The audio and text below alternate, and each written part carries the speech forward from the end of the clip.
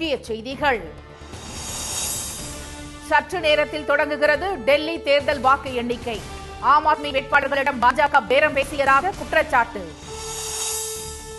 மகாராஷ்டிராவில் 5 மாதங்களில் 39 லட்சம் புதிய வாக்காளர்கள் சேர்க்கப்பட்டது எப்படி? ராகுல் காந்தியின் கேள்விக்கு எழுத்துப்பூர்வ பதிலளிப்பதாக தேர்தல் ஆணையம் தகவல். அமெரிக்காவில் இருந்து நாடு கடத்தப்பட உள்ள மேலும் 487 இந்தியர்கள் மோசமாக கையாள வேண்டாம் என வெளியுறவுத்துறை கோரிக்கை. தமிழ்நாடு மீனவர் பிரச்சினைக்கு நிரந்தர தீர்வு காண வேண்டும், மத்திய அரசிடம் முதலமைச்சர் ஸ்டாலின் வலியுறுத்தல். புதிய வருமான வரி மசோதாவுக்கு ஒப்புதல் அளித்தது மத்திய அமைச்சரவை. அடுத்த வாரமே நாடாளுமன்றத்தில் தாக்கல் செய்ய பாஜக திட்டம்.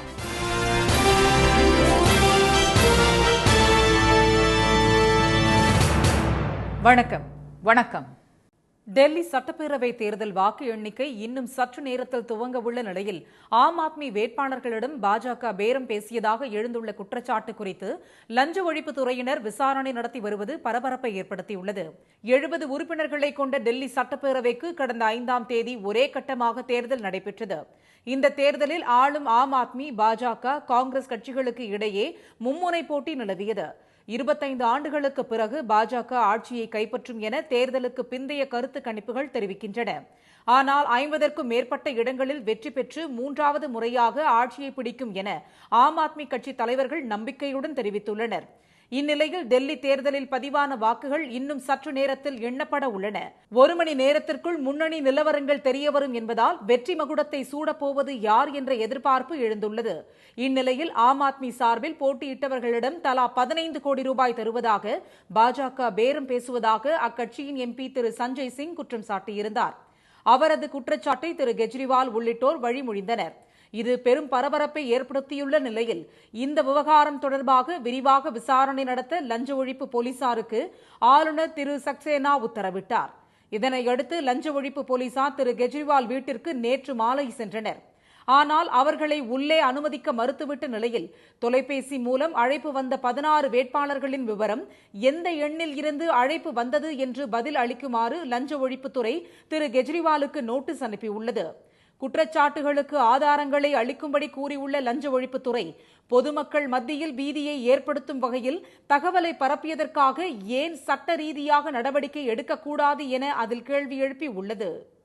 மகாராஷ்டிராவில் 5 மாதங்களில் 39 லட்சம் புதிய வாக்காளர்கள் சேர்க்கப்பட்டுள்ளதாக எதிர்க்கட்சித் தலைவர் திரு ராகுல் காந்தி குற்றம் சாட்டியிருந்த நிலையில் அது குறித்து எழுத்துப்பூர்வமாக விளக்கம் அளிக்கப்படும் என்று தேர்தல் ஆணையம் தெரிவித்துள்ளது. டெல்லியில் நேற்று திரு ராகுல் காந்தி, சிவசேனா உத்தவ் தாக்கரே தரப்பு எம்பி திரு சஞ்சய் ராவத், தேசியவாத காங்கிரஸ் சரத்பவார் தரப்பு எம்பி திருமதி சுப்ரியா சுலே ஆகியோர் கூட்டாக செய்தியாளர்களை சந்தித்தனர். அப்போது மக்களவைத் தேர்தல் நடந்து முடிந்து 5 மாதங்கள் கழித்து மகாராஷ்டிரா சட்டப்பேரவை தேர்தல் நடைபெற்ற நிலையில் 39 லட்சம் புதிய வாக்காளர்கள் சேர்க்கப்பட்டது எப்படி என்று திரு ராகுல் காந்தி கேள்வி எழுப்பினார். மகாராஷ்டிரா அரசின் தரவுப்படி மாநிலத்தில் 9.54 கோடி மக்கள் வசிப்பதாக குறிப்பிட்ட அவர், மக்கள் தொகையை விட வாக்காளர்கள் அதிகரித்தது எப்படி என்று அவர் வினவினார். மகாராஷ்டிரா சட்டமன்ற தேர்தல்களில் ஏற்பட்ட முரண்பாடுகள் குறித்து தேர்தல் ஆணையத்திடம் கேள்வி எழுப்பி வருவதாக தெரிவித்த திரு ராகுல் காந்தி, மக்களவைத் தேர்தல் மற்றும் சட்டமன்ற தேர்தலின் போது பயன்படுத்தப்பட்ட தேர்தல் ஆணையத்தின் வாக்காளர் பட்டியல்களை தங்களுக்கு அளிக்க வேண்டும் என்று கேட்டுக் கொண்டார்.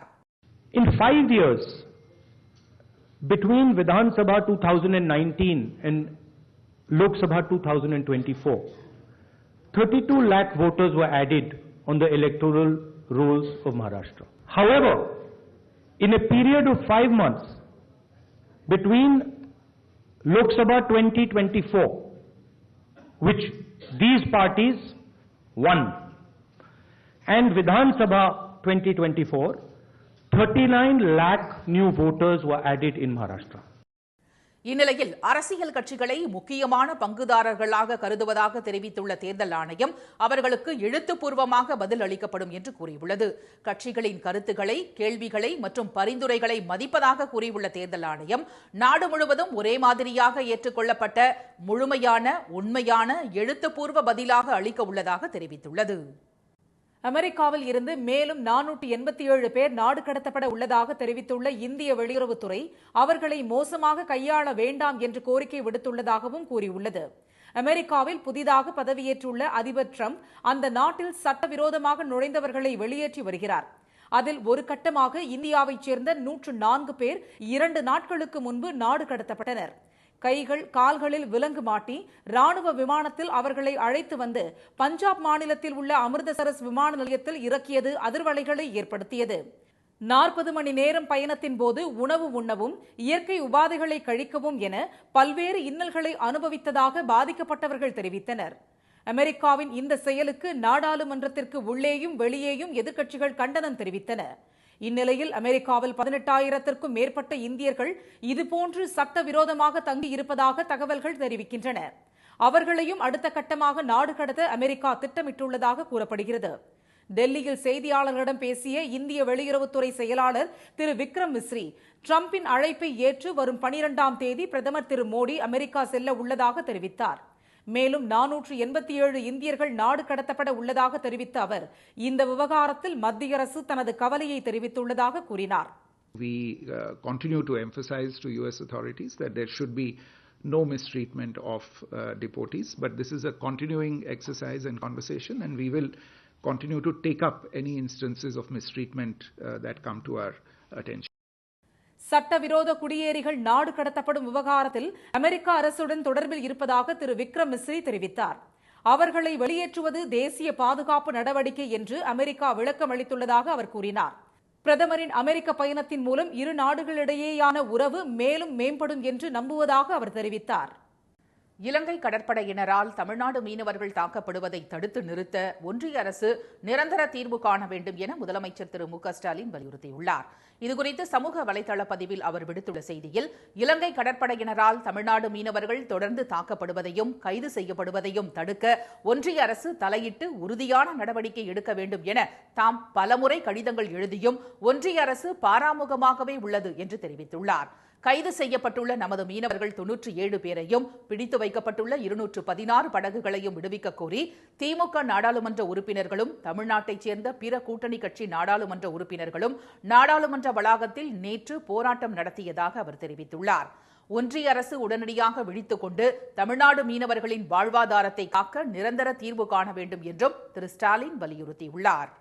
புதிய வருமான வரி மசோதாவிற்கு மத்திய அமைச்சரவை ஒப்புதல் வழங்கியுள்ளது. மத்திய அரசின் 2025-26ஆம் ஆண்டிற்கான நிதிநிலை அறிக்கையை கடந்த 1ஆம் தேதி தாக்கல் செய்து பேசிய மத்திய நிதியமைச்சர் திருமதி நிர்மலா சீதாராமன், மாதம் 1 லட்சம் ரூபாய் வருமானம் பெறுபவர்கள் வரி செலுத்த தேவையில்லை என அறிவித்தார். 2023ஆம் ஆண்டும் 7 லட்சம் ரூபாயாக உயர்த்தப்பட்ட வருமான வரி விலக்கு உச்சவரம்பு தற்போது 12 லட்சம் ரூபாயாக அதிகரித்து இருக்கிறது. இதன் மூலம் மாதம் 1 லட்சம் ரூபாய் வரை மாத ஊதியம் பெறுபவர்கள் வருமான வரி செலுத்த தேவையில்லை என அறிவிக்கப்பட்டுள்ளது. இதேபோல கடந்த 60 ஆண்டுகளாக நடைமுறையில் இருந்த பழைய வருமான வரி சட்டத்திற்கு பதிலாக புதிய வருமான வரி சட்டம் தாக்கல் செய்யப்படும் என்றும் திருமதி நிர்மலா சீதாராமன் கூறியிருந்தார். இந்த நிலையில் வருமான வரி சட்டத்திற்கு பதிலாக புதிய வருமான வரி மசோதாவிற்கு மத்திய அமைச்சரவை ஒப்புதல் அளித்துள்ளதாக தகவல் வெளியாகியுள்ளது. பிரதமர் திரு மோடி தலைமையில் டெல்லியில் நேற்று நடைபெற்ற அமைச்சரவை கூட்டத்தில் புதிய வருமான வரி மசோதாவிற்கு ஒப்புதல் அளிக்கப்பட்டுள்ளதாகவும் அதில் விதிகள் மற்றும் விளக்கங்கள் மக்கள் புரிந்து கொள்ளும் வகையில் எளிமையாக இருக்கும் என்றும் நீண்ட வாக்கியங்களாக விளக்கங்கள் அளிக்க வேண்டியது இருக்காது என்றும் கூறப்படுகிறது. பட்ஜெட் கூட்டத்தொடரின் முதல் பகுதி வரும் 13ஆம் தேதியுடன் நிறைவடைவதால் அதற்குள் புதிய வருமான வரி மசோதாவை தாக்கல் செய்ய மத்திய அரசு திட்டமிட்டுள்ளது. ஈரோடு கிழக்கு தொகுதி இடைத்தேர்தலில் பதிவான வாக்குகள் இன்னும் சற்று நேரத்தில் எண்ணப்பட உள்ளன. ஈரோடு கிழக்கு சட்டமன்ற தொகுதி இடைத்தேர்தலுக்கான வாக்குப்பதிவு கடந்த 5ஆம் தேதி நடைபெற்றது. தேர்தலில் திமுக வேட்பாளர் திரு வி சி சந்திரகுமார், நாம் தமிழர் கட்சி வேட்பாளர் திருமதி சீதா லட்சுமி மற்றும் சுயேட்சை வேட்பாளர்கள் என 46 பேர் போட்டியிட்டனர். வாக்குப்பதிவின் போது பயன்படுத்தப்பட்ட மின்னணு வாக்குப்பதிவு இயந்திரங்கள் சித்தோட்டில் உள்ள ஈரோடு அரசு பொறியியல் கல்லூரி வளாகத்தில் வைக்கப்பட்டு 4 அடுக்கு போலீஸ் பாதுகாப்பு போடப்பட்டுள்ளது. இந்நிலையில் ஈரோடு கிழக்கு தொகுதியில் பதிவான வாக்குகள் இன்று காலை 8 மணிக்கு எண்ணப்படுகின்றன. 14 மேசைகளில் 17 சுற்றுகளாக வாக்கு எண்ணிக்கை நடைபெறும் என்று மாவட்ட தேர்தல் அதிகாரி திரு ராஜகோபால் சுன்கரா தெரிவித்தார். காலையில் 7:30 மணி முதல் இருப்பறைகள் திறக்கப்பட்டு தொடர்ந்து 8 மணியிலிருந்து தபால் வாக்குகள் எண்ணிக்கை, 8:30 மணியிலிருந்து மின்னணு வாக்கு எந்திரங்கள் எண்ணிக்கை ஆரம்பிக்கப்பட்டு முடிக்கப்படும்.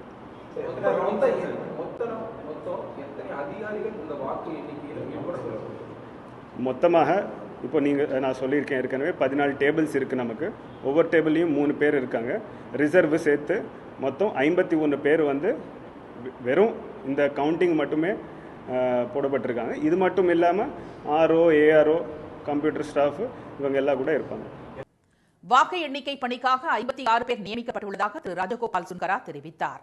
வாக்கு எண்ணிக்கை மையத்தில் தேவையான முன்னேற்பாடுகள் செய்யப்பட்டு தயார் நிலையில் உள்ளதாக அவர் தெரிவித்தார். தபால் ஓட்டுகள் எண்ணப்பட்ட பிறகு மின்னணு வாக்குப்பதிவு இயந்திரத்தில் பதிவான வாக்குகள் எண்ணப்பட உள்ளன. காலை 10 மணி அளவில் முடிவுகள் வெளியாகும் என எதிர்பார்க்கப்படுகிறது. 100 நாள் வேலை திட்டத்திற்கு தமிழ்நாட்டிற்கு ஒதுக்க வேண்டிய 1635 கோடி ரூபாய் நிலுவைத் தொகையில் 528 கோடி ரூபாயை மட்டும் மத்திய அரசு விடுவித்துள்ளது. கடந்த 27ஆம் தேதி மத்திய அமைச்சரை சந்தித்த தமிழ்நாடு நிதியமைச்சர் திரு தங்கம் தென்னரசு தமிழ்நாட்டிற்கான வரி பகிர்வுகளை தாமதம் இன்றி விடுவிக்குமாறு மனு அளித்திருந்தார். இந்நிலையில் மகாத்மா காந்தி தேசிய ஊரக வேலைவாய்ப்பு உறுதி திட்டத்தின் கீழ் மாநிலங்களுக்கு செலுத்த வேண்டிய நிலுவைத் தொகை 13,718 கோடி ரூபாயை மத்திய அரசு விடுவித்துள்ளது.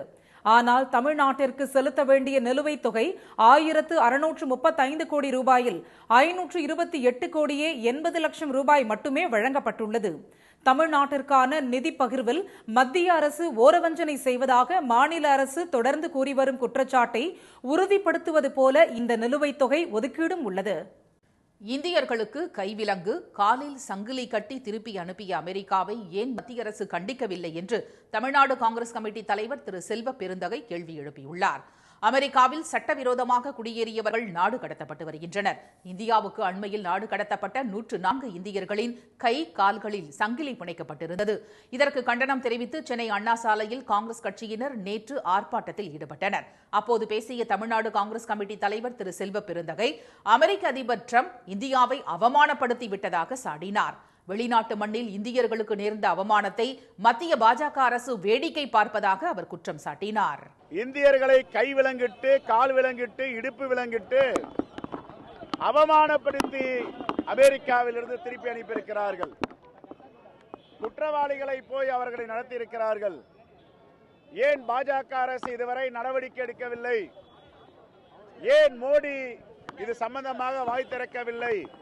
ராமநாதபுரம் அரண்மனை முன்பு ஆர்ப்பாட்டம் செய்த காங்கிரசார் மத்திய அரசை கண்டித்து முழக்கங்களை எழுப்பினர். வெளிநாடுகளில் உள்ள இந்தியர்களின் பாதுகாப்பை மத்திய அரசு உறுதிப்படுத்த வேண்டும் என்று காங்கிரசார் கேட்டுக் கொண்டனர். சொந்த விமானத்தை அனுப்பி மீதமுள்ள இந்தியர்களையும் தாயகத்திற்கு அழைத்து வர மத்திய அரசு நடவடிக்கை எடுக்க வேண்டும் என்று அவர்கள் வலியுறுத்தினர். கடலூர் மாவட்டம் விருத்தாச்சலத்தை அடுத்த பாலக்கரையில் விருத்தாச்சலம் காங்கிரஸ் எம்எல்ஏ தலைமையில் ஆர்ப்பாட்டத்தில் ஈடுபட்டவர்கள் மத்திய அரசுக்கு எதிராக கண்டன முழக்கங்கள் எழுப்பினர். கோவையில் உணவு திருவிழா கோலாகலமாக நடைபெற்று வருகிறது. கொடிசியா மைதானத்தில் சூரியன் FM சார்பாக ருசியும் இசையும் என்ற பெயரில் 2வது ஆண்டாக உணவு திருவிழா நடத்தப்படுகிறது. கொங்கு நாட்டில் சமைக்கப்படும் அசைவ உணவுகள், மேலை நாட்டு அசைவ உணவுகள், சைவ உணவுகள் விநியோகம் செய்யும் வகையில் அரங்குகள் அமைக்கப்பட்டுள்ளன. இந்த நிகழ்ச்சியில் சிறப்பு விருந்தினராக கலந்து கொண்ட டாக்டர் ஜி பக்தவச்சலம் அரங்குகளை திறந்து வைத்தார். Biryani, kebab, pizza, burger, sandwich, ice cream, நொறுக்கு தீனிகள், இனிப்பு ரகங்கள் உள்ளிட்ட ஏராளமான உணவுகள் பொதுமக்களால் ரசித்து ருசிக்கப்பட்டன. ருசியும் இசையும் நடத்துற இந்த நிகழ்ச்சிக்கு வந்த எல்லாம் சூப்பரா இருக்கு, பர்ஃபெக்ட், எல்லாம் நல்லா இருக்கு, ஸ்டால்ஸ் எல்லாம் செம்மையா இருக்கு, எல்லா ஃபுட்டு எல்லாம் நான் டேஸ்ட் பண்ணேன், பயங்கர டேஸ்ட் நல்லா இருக்கு, நல்லா வைப்பா என்ஜாய்மெண்டா இருக்குது, எல்லாருக்குமே இது ஒரு நல்ல ஒரு டைம் என்டர்டைன்மெண்ட் சூப்பரா இருக்கு. ருசியும் இசைங்கிற ஃபங்க்ஷன் வந்து நடத்துறாங்க. இங்க நிறைய மியூசிக் கேட்டே சாப்பிட்ற மாதிரி இருக்கு, ரொம்ப எங்கேஜிங்கா இருக்கு. கோலி சாடா, அதுக்கப்புறம் பிரியாணி இதெல்லாம் நான் சாப்பிட்டேன். அங்க வந்து ஆயில் காம்படிஷன்லாம் வச்சாங்க. ஒரு 1/2 லிட்டர் எண்ணெய் பாட்டில் கூட வின் பண்ணேன். உணவு அரங்குகள் மட்டுமின்றி வீட்டுக்கு தேவையான பொருட்களும் இந்த அரங்கத்தில் இடம்பெற்றுள்ளன. இந்த அரங்கிற்கு வரும் பொதுமக்கள் வயிறார உணவை ருசிப்பதோடு இசையை ரசிக்கும் வண்ணம் இசை கச்சேரிகளும் நடத்தப்பட்டன. ஆடல் பாடல் என அரங்கேறிய இசை நிகழ்ச்சியை பார்வையாளர்கள் கண்டு ரசித்தனர். வாலிப பட்டாளங்கள் குத்தாட்டத்தில் திளைத்து மகிழ்ந்தனர். திருச்சி அருகே தனியார் பள்ளி மாணவிக்கு பாலியல் தொந்தரவு அளித்த புகாரில் அந்த பள்ளி நிர்வாகிகள் 5 பேர் சிறையில் அடைக்கப்பட்டனர். மணப்பாறையில் இயங்கி வரும் தனியார் பள்ளி ஒன்றில் 4ஆம் வகுப்பு படித்த மாணவிக்கு தாளாளரின் கணவரும் அறங்காவலருமான வசந்தகுமார் என்பவர் பாலியல் துன்புறுத்தல் செய்ததாக கூறப்படுகிறது. இது தொடர்பாக மாணவியின் பெற்றோர் அளித்த புகாரின் அடிப்படையில் மணப்பாறை மகளிர் காவல்துறையினர் போக்சோ சட்டத்தில் வழக்கு பதிவு செய்து பள்ளியின் அறங்காவலரை கைது செய்தனர். குற்றத்தை மறைத்த குற்றச்சாட்டின் பேரில் பள்ளியின் தலைவர் மாராட்சி, தாளாளர் சுதா, துணை தாளாளர் செழியன் மற்றும் பள்ளியின் தலைமை ஆசிரியை ஜெயலட்சுமி ஆகிய 4 பேர் கைது செய்யப்பட்டனர். அவர்கள் 5 பேரும் திருச்சி மாவட்ட மகளிர் நீதிமன்ற நீதிபதி திரு ஸ்ரீவத்சன் முன்பு ஆஜர்படுத்தப்பட்டனர். 21ஆம் தேதி வரை வசந்தகுமாரை சிறையில் அடைக்க நீதிபதி உத்தரவிட்டதன் பேரில் அவர் திருச்சி மத்திய சிறையில் அடைக்கப்பட்டார். மற்ற 4 பேரும் பெரம்பலூர் அனைத்து மகளிர் காவல் நிலையத்தில் தினம்தோறும் கையெழுத்திட வேண்டும் என்ற நிபந்தனையின் பேரில் பிணையில் விடுவிக்கப்பட்டனர். இதனிடையே குறிப்பிட்ட தனியார் பள்ளியில் மாவட்ட குழந்தைகள் நல பாதுகாப்பு அலுவலர் திரு ராகுல் நேற்று ஆய்வு மேற்கொண்டார். அப்போது 4ஆம் வகுப்பு மாணவிக்கு நிகழ்ந்த கொடுமை குறித்து பள்ளியின் பல்வேறு தரப்பினரிடம் அவர் விசாரணை நடத்தினார். வந்தே பாரத் ரயில்களில் பயணத்தின் போதும் உணவு பெறலாம் என்று ரயில்வே வாரியம் அறிவித்துள்ளது. இந்த ரயிலில் பயணித்தால் பயண நேரம் மற்ற ரயிலை விட குறைவாக இருக்கும் என்பதால் விரைவான சொகுசான பயணத்திற்கு வந்தே பாரத் ரயில் சிறந்த தேர்வாக உள்ளது.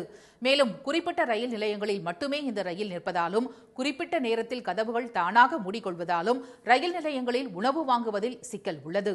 ஆனால் உணவுக்கு முன்பதிவு செய்யாமல் பயணத்தின் போது உணவு கேட்டால் உணவு வழங்கப்படுவது இல்லை என்று புகார்கள் எழுந்தன.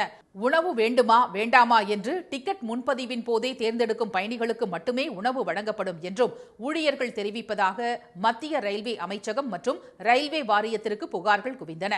இந்நிலையில் பயணத்தின் போதே உணவு பெறலாம் என்று ரயில்வே வாரியம் நேற்று அறிவித்தது.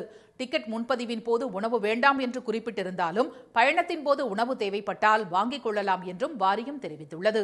மேலும் பயணிகளின் அசௌகரியத்தை தவிர்க்க இரவு 9 மணிக்கு மேல் ரயிலில் டிராலிகளை தள்ளிக் கொண்டு செல்ல வேண்டாம் என்று உத்தரவிடப்பட்டுள்ளதாகவும் இது தொடர்பான சுற்றறிக்கை IRCTC தலைவருக்கு அனுப்பப்பட்டுள்ளதாகவும் ரயில்வே வாரியம் அறிவித்துள்ளது. தமிழ்நாட்டில் வறண்ட வானிலையே நிலவும் என்று சென்னை வானிலை ஆய்வு மையம் அறிவித்துள்ளது. சென்னை மற்றும் புறநகர் பகுதிகளில் காலையில் லேசான பனிமூட்டம் நிலவியது. 8 மணி வரை பனிப்பொழிவு இருந்ததால் வாகன ஓட்டிகள் சிரமத்துக்கு ஆளாகினர். இதற்கிடையே தமிழ்நாடு, புதுச்சேரி, காரைக்கால் பகுதிகளில் இன்று முதல் அடுத்த 13ஆம் தேதி வரை வறண்ட வானிலையே நிலவும் என்று வானிலை ஆய்வு மையம் கூறியுள்ளது. சென்னை மற்றும் புறநகர் பகுதிகளில் காலையில் பனிமூட்டம் நிலவும் என்றும் வானிலை ஆய்வு மையம் அறிவித்துள்ளது. மீண்டும் முக்கிய செய்திகள். டெல்லி சட்டப்பேரவை தேர்தல் மற்றும் ஈரோடு கிழக்கு தொகுதி இடைத்தேர்தலுக்கான வாக்கு எண்ணிக்கை சற்று முன் தொடங்கி நடைபெற்று வருகிறது. மகாராஷ்டிராவில் 5 மாதங்களில் 39 லட்சம் புதிய வாக்காளர்கள் சேர்க்கப்பட்டுள்ளதாக எதிர்க்கட்சித் தலைவர் ராகுல் காந்தி குற்றம் சாட்டியிருந்த நிலையில் அது குறித்து எழுத்துப்பூர்வமாக விளக்கம் அளிக்கப்படும் என்று தேர்தல் ஆணையம் தெரிவித்துள்ளது. இலங்கை கடற்படையினரால் தமிழ்நாடு மீனவர்கள் தாக்கப்படுவதை தடுத்து நிறுத்த ஒன்றிய அரசு நிரந்தர தீர்வு காண வேண்டும் என முதலமைச்சர் ஸ்டாலின் வலியுறுத்தியுள்ளார். இத்துடன் இந்த செய்திகள் நிறைவடைகின்றன. மீண்டும் சன் டிவியில் செய்திகள் மாலை 6 மணிக்கு. செய்திகளை உடனுக்குடன் தெரிந்து கொள்ள QR கோடை ஸ்கேன் செய்து சன் நியூஸ் வாட்ஸ்அப் சேனலில் இணைந்திருங்கள். வணக்கம்.